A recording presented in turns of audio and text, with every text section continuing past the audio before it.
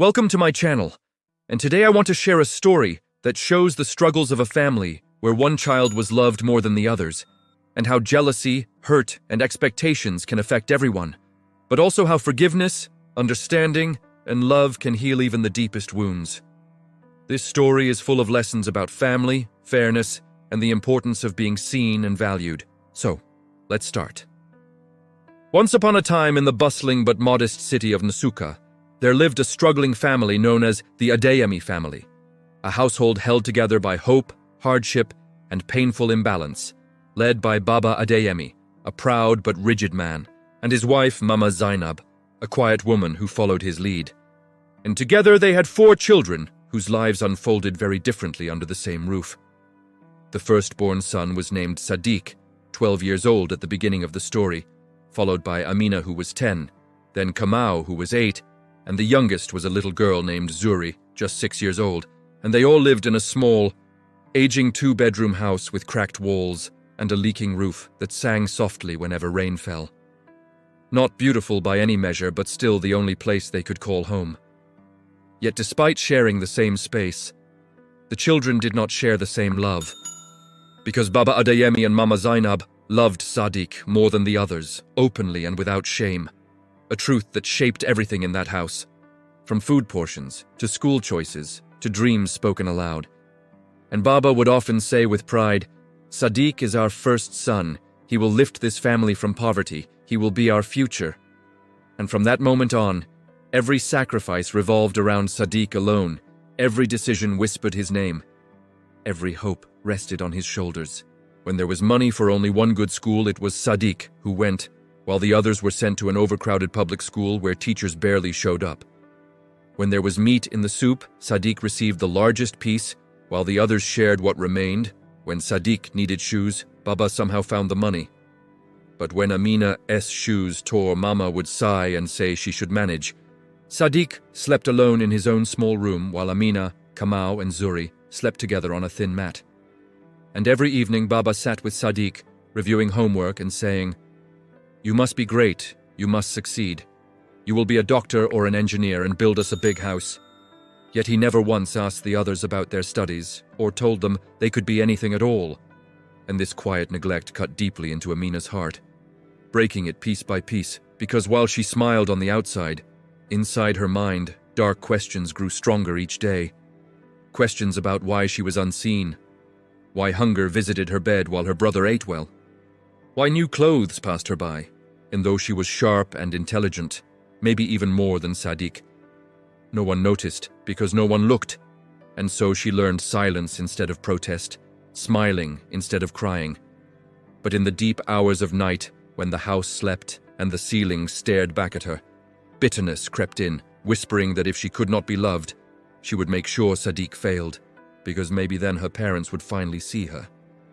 And as years passed, Sadiq grew older and entered secondary school, now 16.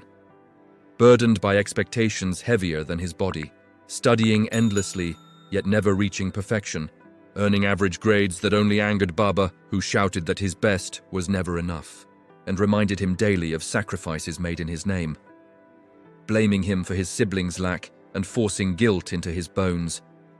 While Amina watched quietly, satisfied to see him crumble under pressure, knowing her plan was larger than silent observation.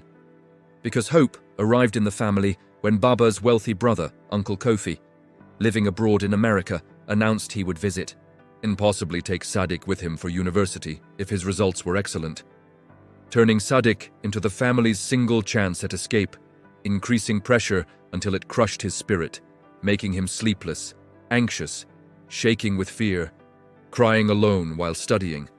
Yet nobody asked how he felt, only how he scored, and Amina knowing every corner of his routine, every place he kept his books, acted one night while the house slept, stepping quietly into his room and carrying away his most important notebooks, hesitating only briefly before remembering years of neglect, then walking into the darkness behind the compound where trash was burned and setting his notes on fire, watching months of effort turn to ash, returning to bed without a sound. And when morning came and Sadiq discovered his notebooks missing, panic filled the house, accusations flew, tears fell, yet Amina pretended concern. while Kamau noticed her calm and later found the burnt remains, choosing silence out of fear. And Sadiq faced his exams unprepared, shaking, exhausted, defeated. While at home, the truth waited like a shadow, and when results finally came and Baba declared Sadiq a failure, calling him useless, something inside the boy shattered completely, and he walked away confirming everyone's worst fear without knowing the storm he was walking into. While Amina, for the first time, felt dread crawl into her chest, realizing pain had grown beyond control. Sadiq walked aimlessly through the dusty streets as evening swallowed the city, his mind numb and hollow, every step carrying the echo of his father's words: useless, disappointment, wasted dreams, words that clung to him like chains. While back at home, fear slowly replaced anger as night deepened and he did not return. Mama Zainab pacing the floor with shaking hands, while Baba Adeyemi tried to mask worry with pride, insisting the boy would come back. Yet deep inside, something gnawed at him, and Amina lay awake staring into darkness, replaying the image of Sadiq's empty eyes, the weight of her actions pressing down on her chest until breathing felt hard, while Kamau watched her silently, knowing the truth, yet trapped by fear. And when midnight passed with no sign of Sadiq, panic took hold of the house. Neighbors were alerted, names were shouted into empty streets, lanterns swung through shadows, and finally, near dawn, a frantic knock shattered the quiet as a trembling neighbor announced that a boy matching Sadiq's description stood on the edge of the old river bridge, silent and unmoving, and the family ran barefoot through the cold night, hearts pounding, arriving to find police and villagers gathered as Sadiq stood staring into the black water below, his thin frame trembling, not from fear, but exhaustion. And when Mama screamed his name, he did not turn. When Baba ordered him to come down, he only spoke of pain, of carrying dreams too heavy for one young life, of never being allowed to fail, of never being allowed to rest. And as tears streamed down his face, he asked when he would be allowed to simply exist without being the family. As only hope. And in that unbearable moment, Amina's strength finally collapsed, as guilt broke through jealousy, forcing her legs forward, as she confessed everything before the crowd, admitting she burned his notebooks out of resentment and hunger for love. Her voice cracking as she begged him not to jump, and silence fell like a heavy blanket as truth settled over the family. Mama sobbing, Baba frozen in shock, Kamau crying openly, and Sadiq laughed bitterly, revealing the cruel truth that being the favorite had been its own prison, a place of suffocation rather than privilege. And with the help of calm voices and honest tears, he stepped back from the edge, demanding change if he was to live, demanding freedom from unbearable expectations. And for the first time, Baba Adeyemi truly saw his son not as a future savior, but as a fragile human being. And in that moment, something inside the father finally broke, collapsing into regret, kneeling before Amina, not in anger, but apology, admitting his failure as a parent to all his children, gathering them together under the cold morning sky, promising equality, promising presence, promising love without conditions. And as dawn crept in, soft and pale, the bridge behind them stood quiet again, a witness to a family that almost lost everything, unaware that this night would mark the painful beginning of healing rather than the end. The days following that terrible night moved slowly, heavy with shame, reflection, and fragile hope, as the Adeyemi household struggled to adjust to truths long buried beneath favoritism and silence, and Baba Adeyemi, once loud with expectations, became unusually quiet, watching his children with eyes filled not with plans but regret, while Mama Zainab cried often, realizing how her silence had helped create wounds she never intended, and Sadiq stayed home for weeks, withdrawn and cautious, as if the world itself had become too loud. Yet something inside him had shifted, because for the first time he was no longer pretending to be strong for everyone else. And Amina carried guilt like a heavy stone in her chest, avoiding her brother's eyes, waking each morning wishing she could undo the fire she teaches herself to forgive, while Kamau became more vocal than ever before, asking questions, speaking his thoughts, refusing to disappear again. And little Zuri clung to everyone, sensing that something important had broken and was slowly being repaired. And when Uncle Kofi finally arrived from America, bringing stories of distant cities and possibilities, Baba Adeyemi gathered the family and confessed everything with trembling honesty, revealing his obsession with success, his fear of poverty, his blindness to emotional damage. And Uncle Kofi listened without judgment before gently correcting him, explaining that he had never demanded perfection from Sadiq, only effort and character, revealing that the pressure had been self-created. And when he asked Sadiq if he still wanted to travel abroad, the boy surprised everyone by choosing time instead of escape, choosing self-discovery over expectation.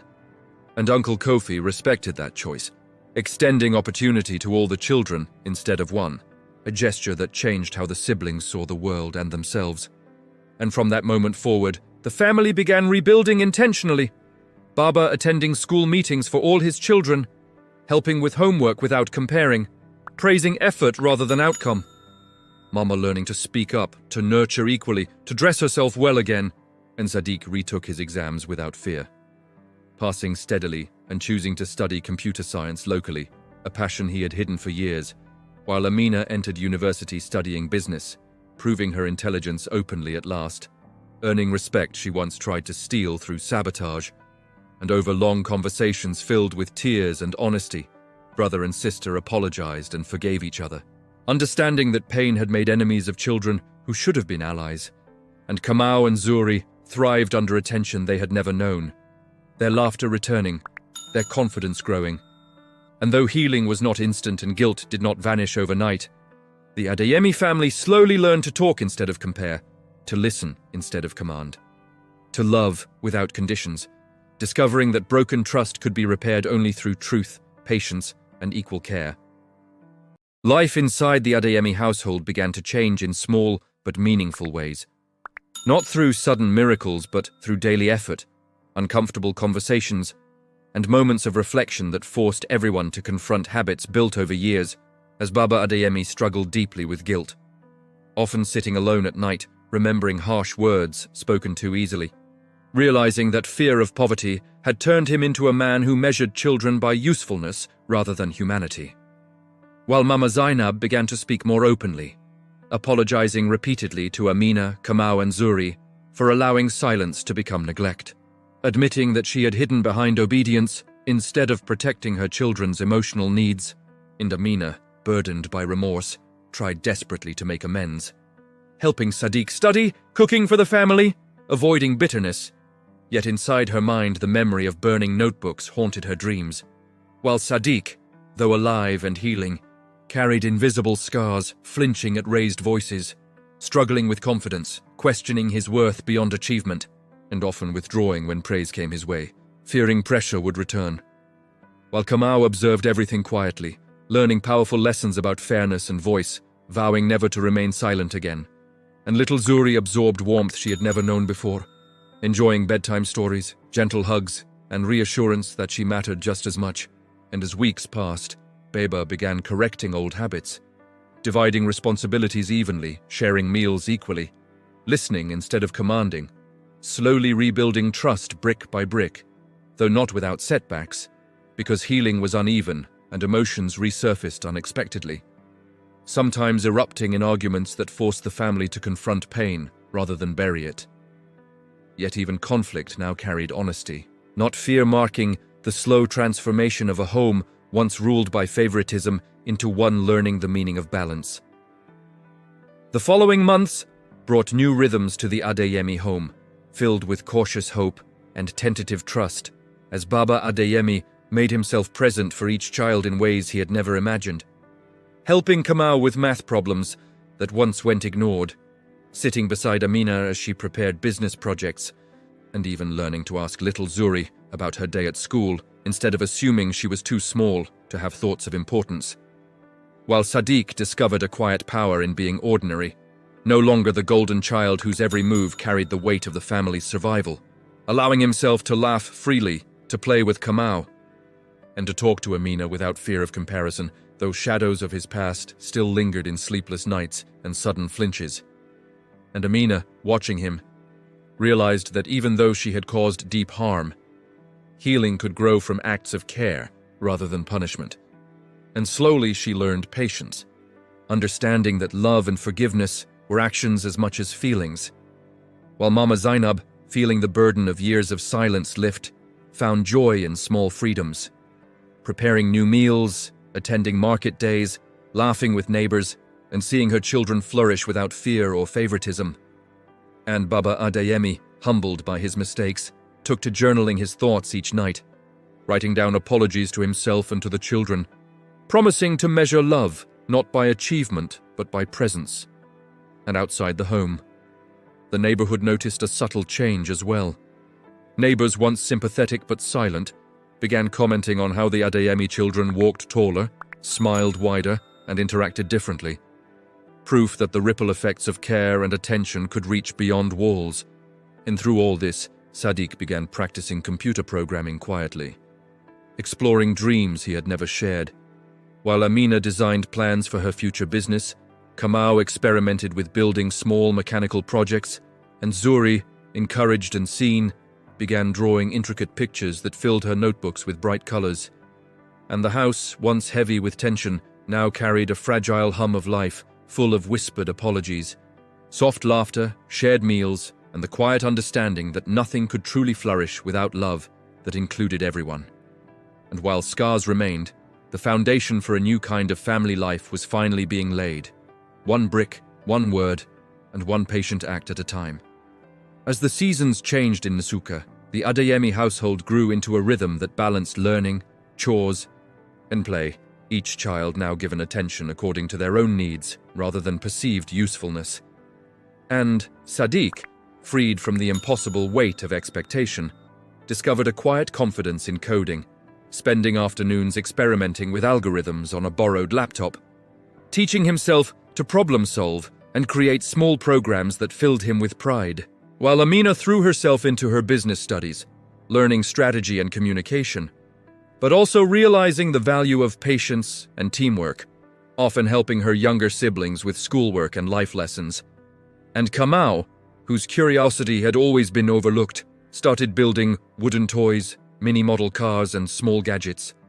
And each success brought him a glow of accomplishment that had never existed before.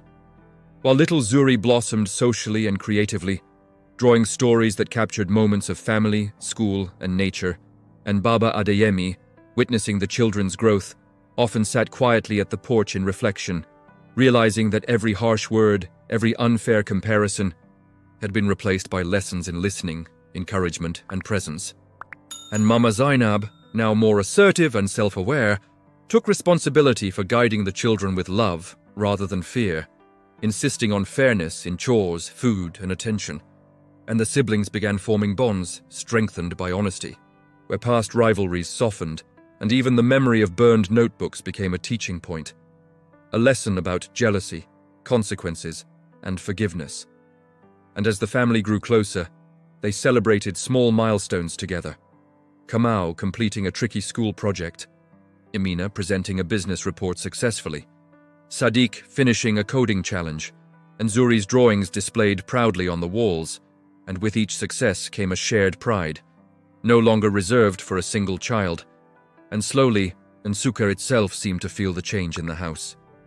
Neighbors greeted the children more warmly, the children spoke with confidence, laughter echoed more freely, and the once heavy and tense home began to feel like a place of possibility. Proving that when love is spread equally and expectations are tempered with care, families can heal, grow, and thrive together, even after years of neglect and pain. Time passed, and the Adeyemi children entered the next stage of their lives, each discovering their strengths and facing challenges that tested their new family bonds. And Sadiq, now older and more self-assured, began to take on coding projects that impressed even his teachers, learning not only technical skills, but also patience and persistence, while Amina's business studies brought opportunities for small internships and community projects, teaching her leadership and teamwork. And she learned to mentor younger children in her neighborhood, showing them that intelligence and care could go hand in hand, while Kamau continued building mechanical models, each one more intricate than the last, and he found joy in teaching Zuri to craft small things, sparking creativity and collaboration between them. And Zuri, growing more confident every day, began writing stories inspired by her drawings, reading them aloud to the family, her voice strong and clear, and the household, once filled with tension and silence, now hummed with the energy of shared successes, laughter, and discussions about dreams. As Baba Adeyemi frequently reminded himself and the children that no one child's achievement was more important than another's. And Mama Zainab made sure meals, celebrations, and attention were fair and joyful for all, creating a home where listening, not comparing, was the rule. And the siblings, having faced jealousy, neglect, and hurt, now leaned on one another, building trust and understanding, helping each other navigate school pressures and emotional challenges. And when conflicts arose, as they naturally did, the family learned to talk through them with honesty and patience, understanding that anger and frustration were opportunities for communication rather than punishment.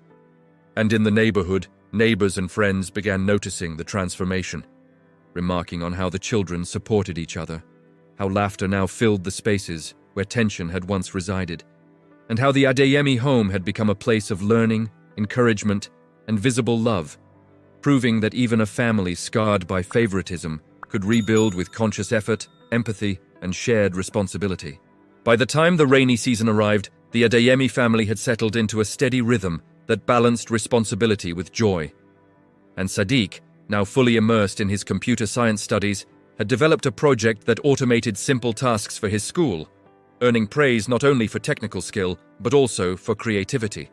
While Amina, balancing schoolwork and mentoring younger students, began planning a small business venture that involved selling handmade crafts in the local market, learning lessons in finance, communication, and leadership that went far beyond the classroom, and Kamau's mechanical inventions grew more sophisticated, attracting attention from teachers and neighbors alike, giving him a sense of pride and a taste of independence.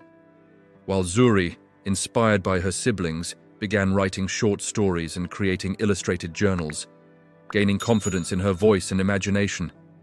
And the family meals that were once tense became occasions for discussion, sharing ideas, celebrating accomplishments, and planning future goals, with Baba Adeyemi now actively asking each child about their day, their challenges, their aspirations, and listening without judgment, and Mama Zainab, who had once stayed in the background, now led discussions about fairness, respect, and emotional honesty, ensuring that no child felt invisible again.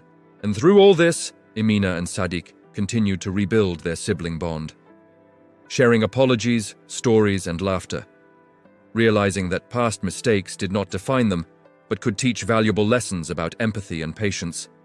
And even Kamau and Zuri, once silent and overlooked, thrived under this new environment of recognition, encouragement, and equal love, proving that nurturing, attention, and guidance for all children, not just one, could transform lives, heal wounds, and create a family that supported, celebrated, and uplifted every member, building a home that no longer suffocated anyone under the weight of impossible expectations, but instead became a sanctuary of growth, trust, and unconditional care. As the years continued, the Adeyemi children matured into teenagers with strong personalities, dreams, and ambitions. And Sadiq, having regained his confidence, began mentoring younger students in coding, sharing not only technical knowledge, but also lessons about handling pressure, failure, and self-worth.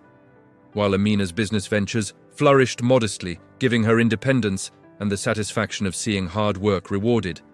And she often involved Kamau and Zuri in her projects, teaching teamwork, creativity, and patience, while Kamau, encouraged by the family's support, started entering local science fairs with his mechanical models, earning recognition for ingenuity and persistence, and Zuri, growing braver, read her stories at community gatherings, inspiring younger children to express themselves through words and art, and the home, once heavy with favoritism, was now filled with constructive conversations, shared laughter, and gentle guidance. As Baba Adeyemi continued reflecting on his past mistakes, apologizing when needed, listening without judgment, and embracing the unique qualities of each child, while Mama Zainab encouraged self-expression, fairness, and nurturing for all, creating an environment where failures were learning opportunities rather than causes for shame. And when old memories of jealousy or hurt occasionally surfaced, the children faced them together, talking openly, forgiving each other, and reinforcing trust, so that the past, though acknowledged, no longer dictated the present, and the Adeyemi family became known in their neighborhood not for wealth or status, but for resilience, understanding, and the ability to rebuild relationships with honesty, patience, and unwavering support, showing that even deep-seated familial wounds could heal when love was given equally, attention was shared, and every child was seen, valued, and celebrated for who they truly were, rather than for what they could accomplish. By the time the children were approaching the end of secondary school, the Adeyemi household had transformed into a place of encouragement, creativity, and mutual respect. And Sadiq, now a confident young man, took pride in his coding projects and small freelance work, enjoying learning for the sake of learning rather than for constant approval. While Amina, poised and determined, had successfully launched a small cooperative business with friends and family, teaching her siblings the value of persistence, planning, and responsibility. And Kamau's mechanical skills had earned him local recognition, leading him to assist neighbors and schools with repairs and inventions, building not only tools, but also his own sense of purpose. While little Zuri, growing into a spirited young girl, continued writing stories and illustrating them, earning praise for her creativity and imagination. And the family dinners were now full of conversation, laughter, debates, and plans, where each voice was heard and respected. And Baba Adeyemi, humbled by years of reflection, actively encouraged dreams rather than dictating them, often reminding his children that no achievement would ever be worth sacrificing their happiness or self-respect, while Mama Zainab ensured that fairness guided discipline and attention, that no child felt overlooked, and that emotional support was as important as academic success, and together the children learned to celebrate each other's victories without jealousy, to share challenges without shame, and to care for one another's emotional well-being. And when they faced outside pressures, school, friends, societal expectations, they returned home to a place of security, understanding, and unconditional love, a stark contrast to the home they had once feared. And slowly the lessons of past mistakes became embedded in daily life, shaping the children into compassionate, resilient, and self-aware individuals, each confident in their own identity, each aware that mistakes do not define worth, and each prepared to enter the world, carrying not the weight of unrealistic expectations, but the knowledge that they were valuable simply for being themselves. As the Adeyemi children prepared to leave home for higher education and life beyond Nsukka, the family's bonds had never been stronger, and Sadiq, now entering university to study computer science, embraced his passion fully, balancing studies with mentoring local children in technology, teaching patience, problem-solving, and confidence, while Amina, studying business management, expanded her small cooperative into a community-supported venture, inviting Kamau to assist with logistics and mechanical support, building both her skills and their teamwork. And Kamau, gaining recognition in local competitions, began tutoring younger students in mechanical design and innovation, earning admiration for his skill and generosity, while Zuri, now a teenager, showcased her illustrated stories in school exhibitions, inspiring classmates with her creativity and determination. And the household, once defined by favoritism and neglect, now thrived on mutual respect, emotional honesty, and shared responsibility, with Baba Adeyemi reflecting daily on the lessons he had learned, understanding that love without comparison is true love, and Mama Zainab ensuring fairness, presence, and guidance for each child. And through all these changes, the children continued to forgive themselves and each other for past mistakes, using experiences of jealousy, hurt, and sabotage as lessons rather than weapons, building resilience and empathy, while the neighbors watched in admiration as the family celebrated achievements together, comforted each other during failures, and maintained open, honest communication, proving that healing from favoritism and neglect required time, patience, courage, and above all, the willingness to see and love every child equally. And as the last days at home approached before university and bigger life adventures, the Adeyemi children carried not just knowledge and skills, but also the profound understanding that family is a place of growth, forgiveness, and unconditional care, a lesson that would guide them for the rest of their lives. The day finally came when the Adeyemi children prepared to leave home for university, internships, and new adventures. And the house that had once been heavy with tension now buzzed with excitement. Laughter and pride as Baba Adeyemi and Mama Zainab hugged each child tightly, acknowledging not just achievements, but the journey of growth, resilience, and healing that each had experienced. And Sadiq, carrying a small laptop and a heart no longer burdened with impossible expectations, smiled as he reflected on the past, understanding that being the favorite had never been a blessing but a trial he had survived and learned from, while Amina, confident and ambitious, embraced the future of her business with gratitude for the lessons of patience, empathy, and forgiveness. And Kamau, eager to explore mechanical projects and competitions, felt secure knowing that his family saw him, valued him, and supported him, while Zuri, clutching her journals and drawings, felt proud and empowered, knowing her voice mattered as much as her siblings, and the Adeyemi parents, having witnessed the near destruction and subsequent healing of their family, stood together with tears of relief and hope, finally understanding that love is not earned through success, but freely given to every child, equally, without condition or expectation. And in that moment, the family took a photograph on the porch, a symbol not of wealth or achievement, but of survival, forgiveness, and unconditional love. And as they waved goodbye to familiar streets and neighbors, each child carried with them the knowledge that family is built not by favoritism or comparison, but by presence, honesty, empathy, and support, and that success is measured not by wealth, grades, or approval, but by the courage to live authentically, the strength to forgive, and the ability to love others and oneself equally. In the lessons of the Adeyemi household became a quiet testament to the power of healing, understanding, and shared love, echoing that no child should ever feel invisible, no expectation should crush the spirit, and that the heart of a family is strongest when every member is seen, heard, and cherished. Thank you for listening to this story. The lesson here is clear. Every child deserves love, attention, and respect equally, and no one should feel invisible or less important. Favoritism, jealousy, and pressure can hurt deeply, but understanding, forgiveness, and open communication can heal even the most broken relationships. Remember, success is not about meeting others' expectations. It's about being true to yourself, caring for others, and valuing your own happiness and mental health. Always speak up when you feel overlooked, and never let anyone's judgment define your worth. If you learned something from this story, don't forget to share it and help spread this important message.